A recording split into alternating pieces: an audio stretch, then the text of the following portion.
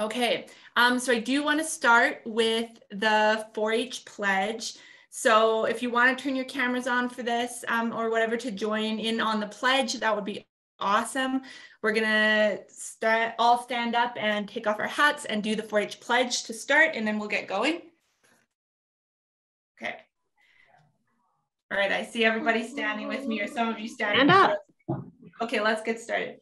I pledge my head I stand for truth, and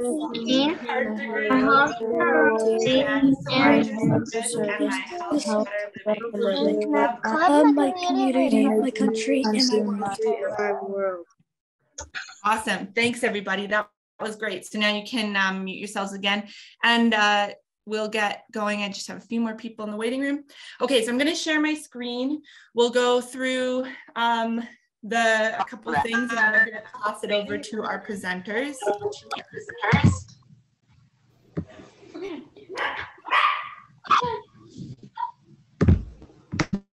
Okay. All right, hopefully everyone can see that. I'm just gonna, sorry, give me a second here. Okay, perfect. So hopefully, yeah, everyone can see my screen. And just a reminder for now, just please keep yourselves on mute. Okay, here, I'm gonna just, well, move this into presenting mode, sorry. There we go. Everyone can see 4-H Alberta multi-species judging, hopefully. Awesome. Yep. Awesome. Okay, thank you guys. All right, so welcome to the final session of the multi-species judging learning series presented by Lakeland, the Lakeland College judging team. So thank you to them. I just want to send out just another reminder to all of you that we do have the 4th Provincial Judging Competition open for registration right now. So this series will set you up really well to go to this. It is at Lakeland College, and here is all this information's on the website, and I'm going to show you that in a second. But here's the schedule for the day, which we added in here because we had some questions about it. So it starts, I think that's supposed to say 9 a.m., not 8 a.m. But at 8:30, registration starts at Lakeland College. And then at 9, you're going to begin your judging. Or maybe that's supposed to say 8. But anyway, so you'll begin judging. And then here's just some of the info on the schedule for the day, which is also online. And then it all wraps up by 5:30. And there's a banquet and awards, which is awesome. So it's all one fun day. And the deadline is at the end of February, Monday, February 28th. So just make sure if you want to register, you don't miss it. I am going to just show you quickly. Hopefully you can see the 4-H website now, but I was just going to show you how to get there. So if you go to 4hab.com and go to members, and then you can go to member programs right here. And anything that has to do with livestock is usually at the bottom. So if you scroll through all the programs, which you can also go in and check out these other programs in here. But if you scroll to the bottom, it's right here. It's called 4-H Alberta Multi-Species Judging. The CDM virtual competition, just ignore that. It just has to be changed still. So you click on that, and then here's all the information you need to know. And then you can click on register now, and it'll take you to the registration website. So just if you haven't had an opportunity to register and you're interested, I definitely encourage you guys to go register after this. Okay, and now we'll just thank our sponsors and our supporters, and then I'm going to pass it over to the Lakeland judging team. So we want to thank our provincial partners and supporters for their investment and support of this program and all of our other programs. So we want to the sponsors and supporters for our multi-species judging series, the Diamond Clover sponsor, the Government of Alberta, thank you. We want to thank our Emerald Clover sponsors, Alberta Recycling.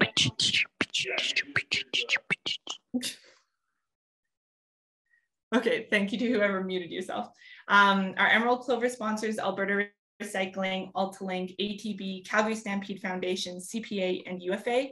Our Gold Clover sponsor, AFSC, PV Mart, Save On Foods, and our Silver Clover sponsor, Brandt. And then also our bronze clover sponsors, Alberta Beef Producers, Bayer, Gas Alberta Inc., MCS Net, Nutrien, Viterra, and Lakeland College. An extra special thank you to Lakeland College for hosting this for us and having their awesome team come and present. And then another thank you to the 4-H Canada national partner, Bayer, as well. So thank you to them for their support. And with that, that's all you have to hear from me. I am done talking and I will pass it over to the Lakeland judging team. Tell your what? All right. Hi, guys. We are very excited to be here for the 4th and final week of this series. Just for anybody who didn't know or forgot, I'm Taylor. I'm a 2nd-year student at Lakeland in the animal science program. With a beef major. I'm on the purebred unit. And yeah, I'm from Manitoba, grew up in the 4-H program, and I am very excited to be here with you guys again tonight. Grace, do you want to go? Yeah, for sure. I'm Grace. I was here the first week. I'm a 1st-year animal science student in the beef major. I grew up in small town Saskatchewan. I was in 4-H for 12 years until I graduated high school.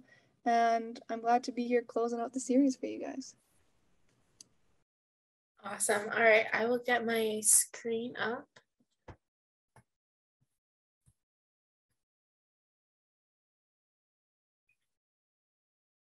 All right, so this week we are going to actually practice all the things that we've been learning for the last 3 weeks. But just before we do that, we do have just one quick note from last week. We had talked about gaskins and there were a couple questions about that. So just to clarify, a gaskin is, sorry, I'm just going to get my, gaskin is this area right here. So you can see it's circled on the horse there. And yeah, that's just the part of the back leg there. Awesome. So, maybe if my there we go. All right, so here are some reminders. I'm sure lots of you have judged a class before and we did some practice last week, but here we'll just go through a few things that you should keep in mind. So it's important to find a process that works for you. When everybody enters the ring to judge a class, they do it in a different way. So just practice different things, try different things for note taking, and see what works best for you and what you like the best. That being said, taking notes is really, really, really important. It's really smart to have clear notes that you can understand and that you can practice. Yeah, and then I was going to say one thing about the notes. Also, too, if you take really good notes, you can also refer back to your notes, like if you're judging that class again. So say you judge steers at one competition and you're like, oh, I'm judging steers for 4-H. You can look at your steer notes from your last competition and say, this is what I looked for. This is what now I know what I'm going to look for, right? So it's always good to refer back to them too. Yeah, that's a really good point. Yeah, so then when you get into the ring, for me personally, I like to do this first. I like to look at the class altogether. And when you're doing this, you kind of want to keep that ideal animal in mind or item, whatever you're judging, and kind of compare the class to that ideal. This kind of helps you to get an idea of what you want to look for in these animals and that kind of thing. And then after you've done that and you've seen everything together and in the big picture, you can go in and look at the individual. So that's how you really start to compare the animals to each other. If you're doing heifers or steers, horses, anything, it's really important to remember that comparison factor. Yeah. Oh boy, too far. Okay. So this, yeah, we kind of just went over this, but this is kind of the steps that I run through for judging, and everybody's steps are going to be a little bit different. Maybe Grace, after, if you want to go through any different things that you do. So I like to set up my notes beforehand. I'll write out little blanks for where I'm going to place my class and that kind of thing, and then leave lots of space for each animal so that I can make notes. And the first thing I do is I pick something that helps me remember that animal. So if I'm judging a class of steers, I'll maybe say the white blaze face steer, or the red steer, or the steer with a black halter on, if that's the only one wearing a black halter, that kind of thing. And then I also like to go through and write down what I like and what I don't like, just my first impressions of those animals. And then after that, I'll go through and compare. So think about my ideal and use that to refer back and forth between the animals in the class. And then through that, I'll go through my notes that I made about what I like and I don't like, and my comparisons, and that's how I form my reasons. And then I also like to just double check and look over the class again and make sure my reasons agree with what I'm seeing. And I think it's also really important to trust your gut. Often your first decision that you make is going to be the right one for you, but think logically about it, really think through, and remember to keep comparing and picturing your ideal animal. Another thing too to remember, if the judge has told you about like what they're looking for, always remember that you can look for those things too. And when you put those things in your reasons, it might make the judge think, okay, they're really paying attention now and they know what they're doing, right? So that's just another thing I would add. But yeah, those are the steps I would have to use. All right. So the picture is very blurry there, but this is kind of probably what you guys have seen before for a judging card. This is, it's a really great way to get yourself set up. And even if I'm not judging using a card, this is kind of how I set up my notes in that format. So yeah, just something to go over. And it's really important to remember things like to name your class and that kind of thing. Yeah. Okay. So first things first, we're going to go through a practice class of work boots. So you guys, I don't know if you have a piece of paper with you, you probably want to get that out and kind of, dig through that, find something and get yourself set up for notes. We'll spend, I don't know, about 10 minutes going through this and kind of judging the class, however you guys want to. And then we'll go over it. You can shout out any questions you have or type them in the chat. So this class, we're going to do work boots for winter chores. So if you're outside feeding your 4-H calves or helping cut strings on bales, that kind of thing, what boots would you want to be wearing? Number 3. Number 3. Number Okay. 3. Number 1. Number 3. Awesome. Okay. Number 3. I would recommend number 3. I actually have the One. same pair of boots, so I would actually recommend number 3. Oh, there you go. All right. I choose number 1. Number 1. Guys, Nice. make sure Number that 1. you write your reasons why you would pick number 3. Yeah. Number Make 1 sure you and write down 3. some reasons why you like them better than the other ones. Number 3.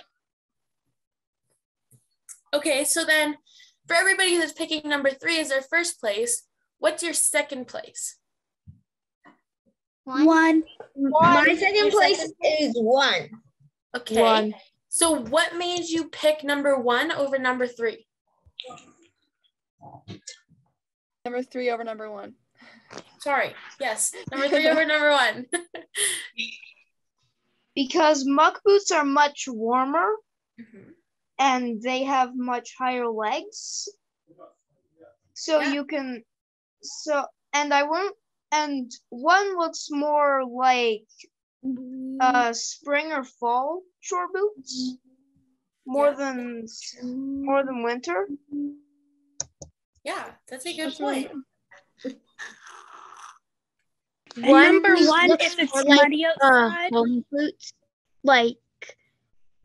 or one looks like town boots, like ones you'd wear to like work or like grocery shopping in the winter. Yeah, that's a good point. I placed 3 over 1 because it looks a lot warmer. But the one problem is I wear my boots all year round, but hikers are meant for hiking. Like I choose 1/3 because 1 is CSA approved and 2 is more 3 is more warmer, but I put 4 as third because it's just like it's better than number 2. Mm-hmm. Me too. I put 2 as third because 2 is more like if you're showing your steer or riding your horse or whatever, or like nicer one. That's work boots, not fancy boots. I placed 4/2, but under 1 because it's the same height as 1, but it's not as warm. And also, even though it's shorter than 2, it would keep your foot warmer. I pick 1 because they look like they would last longer and they would be warmer, and then 3 because 3 would probably be better, nicer for like spring. That's true, yeah. What happens if your barn floods in the middle of winter? Good rubber boots probably an option then. Placed 4 in 4th place because it looks more like a going out boot. Like, yeah. Yeah, that's awesome. I placed 3, 1, 2, 4 because 3, it's like it's more for winter and like doing chores. And then I picked number 1 for 2nd place because it's a good boot if you don't have a muck boot, but its legs aren't as higher if you had a lot of snow on the ground. Mm-hmm. you would get your pants wet. And then number 2, it's nice for like showing cows or riding a horse. Not really good for work. Then number 4 for last place because it's more like a town one, not really a work one.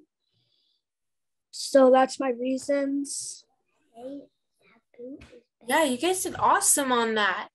Is there anybody else that would like to share their reasons? I would.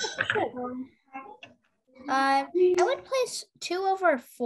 4/2 because 2 has no traction and it's just for looks, not work. It literally says work boots.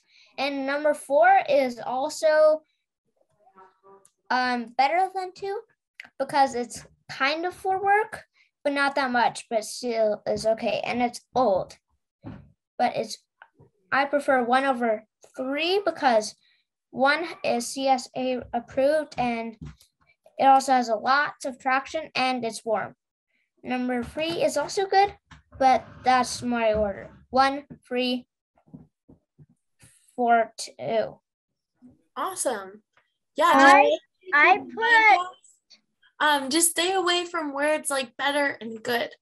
We can find some more descriptive words that tell a bigger story than using better and good. So can I go next? Yeah, for sure. I said I picked 1 because they look like they would last longer and they would be warmer. 3 would probably be nicer for spring. And 2 because they are taller. And lastly, number 4 because they look like they would be for summer. Awesome. I do 3 because they're nice and warm, and if something steps or falls on your feet, it won't hurt as much. And then I put 1 because they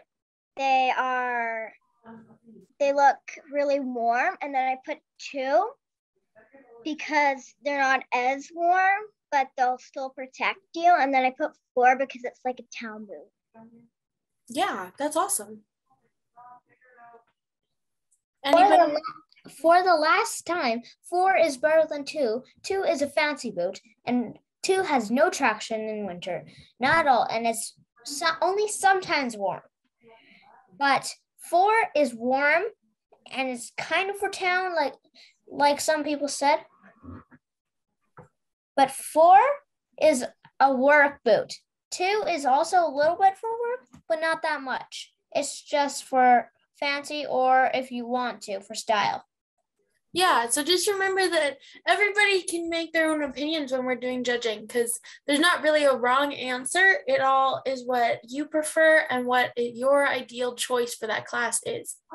So if some people would rather work in number 1 in the winter, that's totally fine. So yeah, it all depends on what your preferences are and how you would think of the situation. Would anybody else like to share?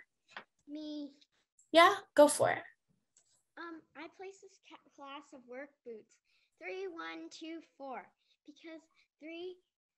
I place 3 at the top of the class because 3 is hardier, taller, and you would be warm and your feet wouldn't be freezing off when you're trying to do work.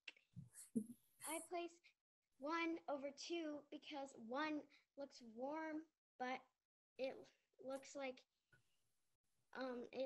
it would be like really warm and it would be hardy, but like, yeah. And then I place 2 over 4 because 2 is hardier and taller and you wouldn't get as much snow in your boot as like 4. And even though you might slip and fall if it's really icy because it has no traction. And I place 4 at the bottom of the class because 4 is like, it's like not very warm and it's like, you'll just slip. It has some traction and it is hard, but like, yeah. Awesome. All right, so I think we'll move on to our next class, which is going to be market hogs. So we were going to practice this last week, but we ran out of time because we were having so many awesome questions. But do you guys remember what we went over about the parts of a pig last week? Yes. Yeah, most of you guys remember?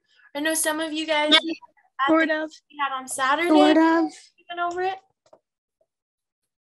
All right. Here, you know what? Let's go over it real quickly. I will just stop sharing my screen for a second and we'll go back over the parts that we went over on last Wednesday.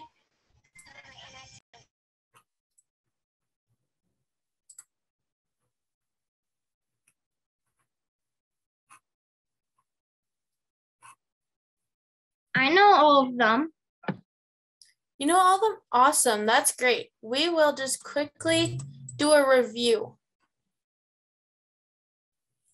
Because I wrote them in a booklet. Oh, smart.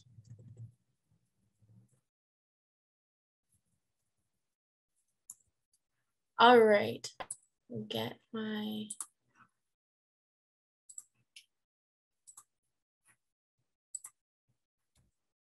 All right. Can you guys see that pretty good? Yes. Awesome. Does anybody want to tell me what number 1 is? Push. Pastern. Yeah, pastern. What about number 2? Me. Me? Me. Me? Good job. Number 3. Is it the throat? Jowl. Jaw.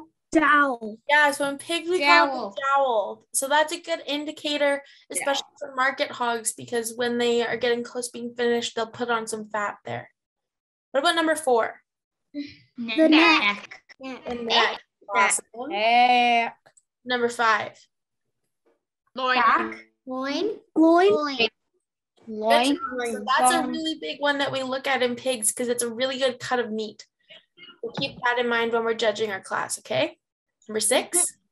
Rump. Okay. Yeah, so rump was the answer to that one. That's another keep in mind because there are some cuts of meat that come from there as well. Number 7. Ham. Ham. So that's a really big one to remember in pigs because everybody loves to eat ham, right? Number 8. Stifle joint. No. Stifle joint. Number 9. Me. That one.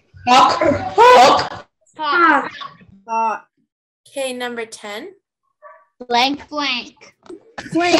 Yeah. So you can see that we have the foreflank and the rear flank. So the foreflank is at the front legs, and the rear flank at the back legs. Number 11. Any guesses? Teeth. That one's the elbow. That's talking about Elbow. here. Awesome. Okay, I will switch back to my other one, and we will do our practice class. Oh, maybe not.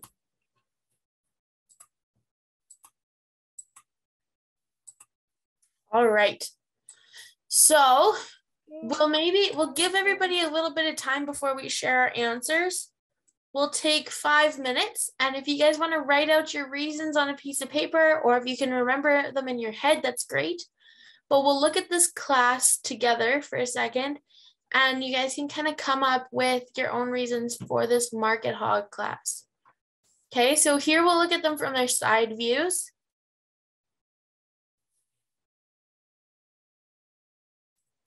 And here we have the rear views. So this is where you can get a good look at their ham especially, but also the loin.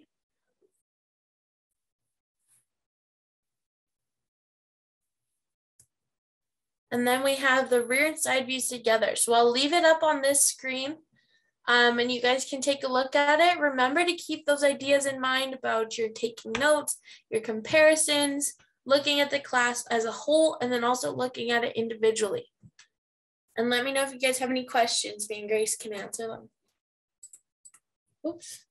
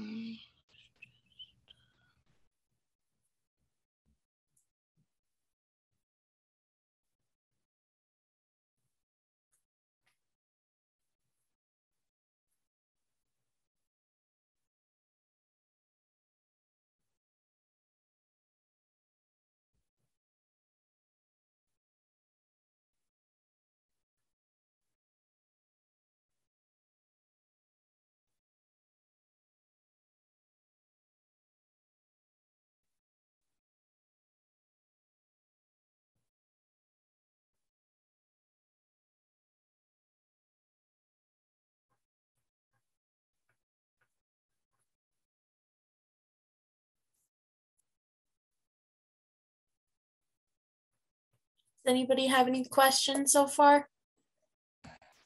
No. No, we're all good. Just a couple tips. So these are market animals. So we're gonna kind of want to judge them like we would a steer because they're going for meat production. So kind of think about the same things. Yeah. Am I allowed to say my answers? We'll just give a few more minutes for everybody to get their things together. Okay.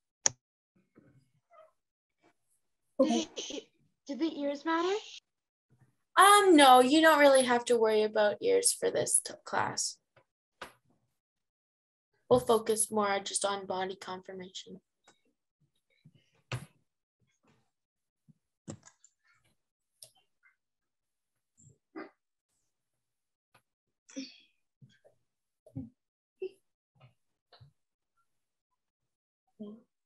One, two, let's go.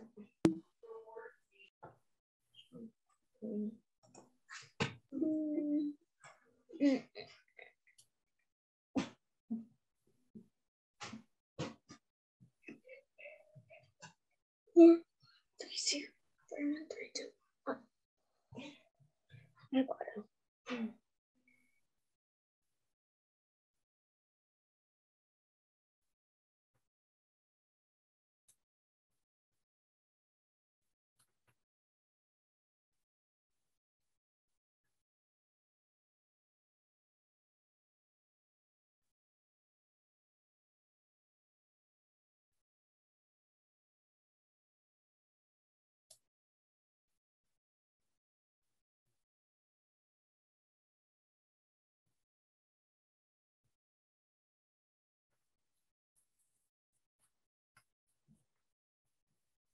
Any other questions?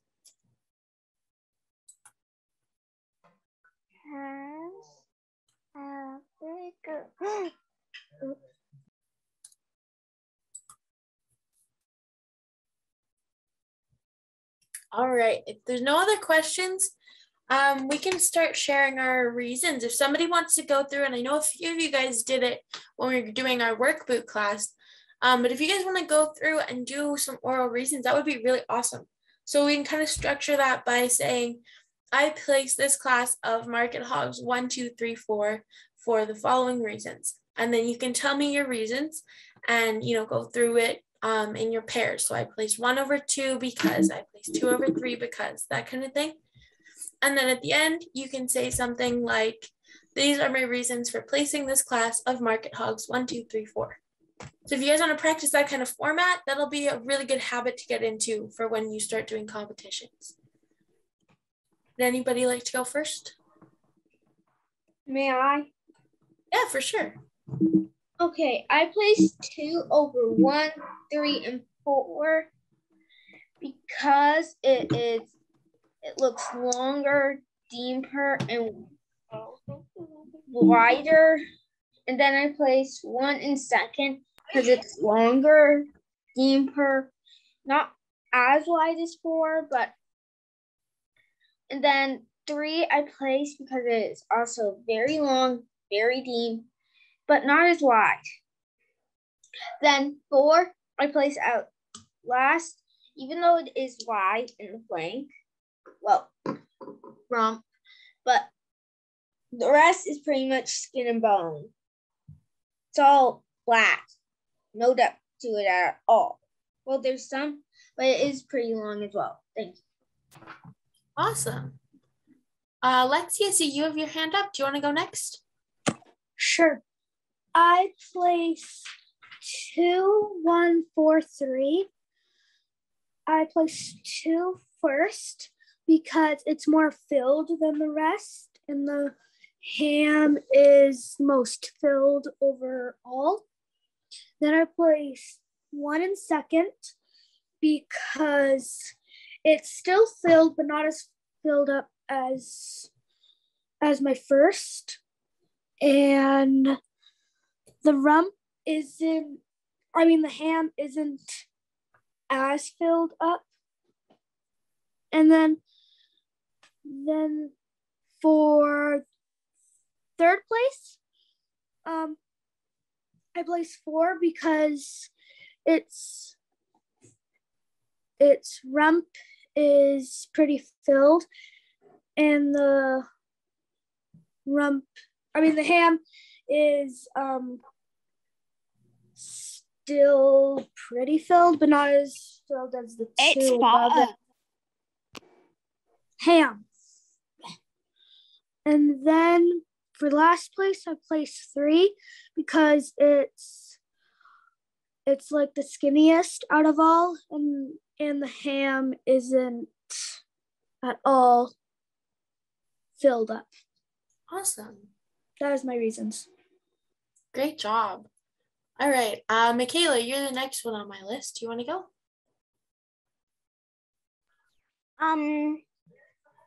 I placed 2 over 1 because 2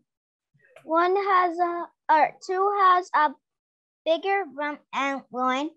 I placed 1 over 3 because 1 has a very nice hem, and lastly I placed 3 over 4 because 3 has a bigger rump. Awesome. Mariana, you're next on my list. I would place 1 over all of them because it's in really good shape and it has really good legs. I would place 2 over 3 because it has really good legs and it looks really nice. I would place 3 over 4 because it has a really good body shape. And I would place 4 last because it's just like skin and bone, and it's really awesome. Hazel and Autumn, you're next.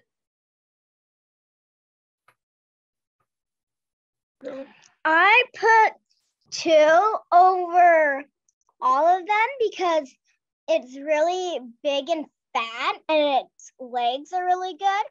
And then I put 1 because it looks like it has a big barrel and it looks the second most fattest. And then I put 3 because the loin is really good.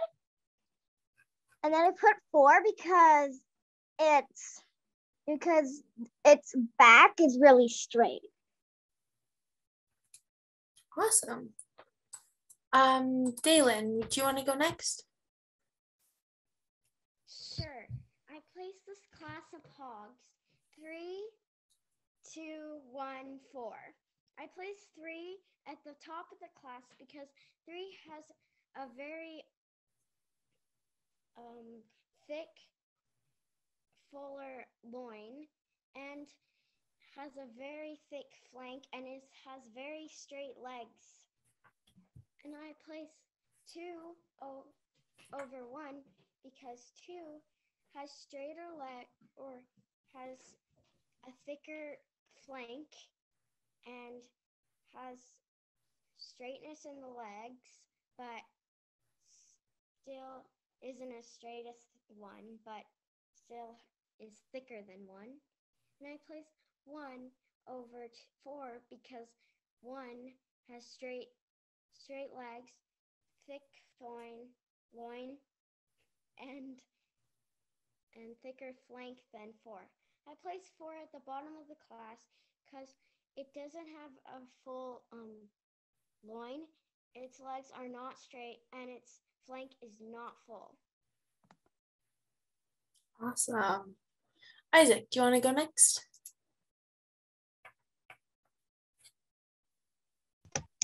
I placed this class of market hogs 1, 3, 2, 4 because 1 has a really big ham,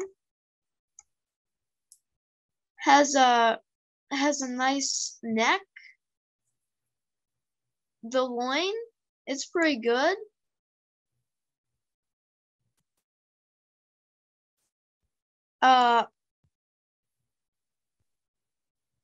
I place 3 over 2 because 3 has a really nice neck, a nice ham, a good hawk. I place 2 over 4 because it has an okay neck, a good loin. Hawk is pretty good. And I place 4 last because there's nothing, his loin is really good, but there's not very much ham, and there's not very much flank either, which are the main meat sources. So yeah. So I placed this class 1, 3, 2, 4. Good job. That was awesome. All right, Andren and Ellen, you get to next. I placed this class from 3, 2, 1, 4. I placed 3 over 2 because 3 has a good loin and nice meat. I place 1 over 4 because 1 has a bit more meat than 4 does, but 4 has a straighter back, but skinnier. And those are the reasons I placed this class from 3, 2, 1, 4. Awesome. Good job. Would anybody else like to share their reasons? We have a few more minutes. Really good job, all you guys. That was really good. Yeah, you guys are killing it. 4, 2, 3, 1. Awesome. Do you want to go into why? I don't really know why. I just placed it that way. Okay, sure. I couldn't notice. Can I? Oh yeah, for sure. So I did 1, 3, 2, 4 because I thought 1 had a lot of fat on its back legs, and 3 was second because it's really it's like it looks really healthy and young and fat. And 2 for third because I thought that it didn't look very healthy around its back legs. And I did 4 for last because it didn't have very fat back legs, and it looked really awfully skinny. Sure, awesome. All right, I think we're gonna move on, but you guys did so great on those reasons. And this is something that you can keep practicing whenever you see a class like this, or you can even set out 4 different pens and practice doing your reasons. It's something you can totally keep working on. So the only other thing that I kind of have to go over is just these are some really good websites that you guys can use and resources to keep practicing even when we're done our sessions here. One is judging101.com. Another one is SureChamp, which is actually a feed company out of the US, but they post a lot of awesome classes to practice on. And then livestock judging is a good one. And then your 4-H Alberta judging project guide has some really awesome guidelines, and you can kind of work through it and it'll help you kind of remember things a little better. Lots of terminology, that kind of stuff. Yeah, do you guys have any questions for us quick? I just want to say about the resources. Those are a really good thing for you guys to use to practice, and it's good to be doing them as much as you can, especially if you have a competition coming up or you even just want to just practice just to know, right? Those are really good things to utilize. Yes, totally. Any links in the chat? Sorry?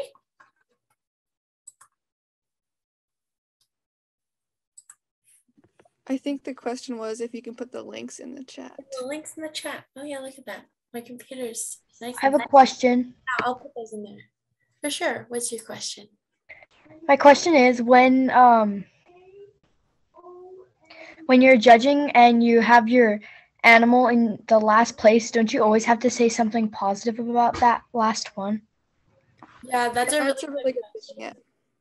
That's a really good thing. You never want to totally like bomb an animal or an object. You don't want to just say bad things about them because somebody else might have placed them first. You never know, right? It's just how people place them. So you always want to say at least one good thing about each animal. You can say the bad things too if that's why you place them, say at the bottom, but you always want to say a good thing about each thing.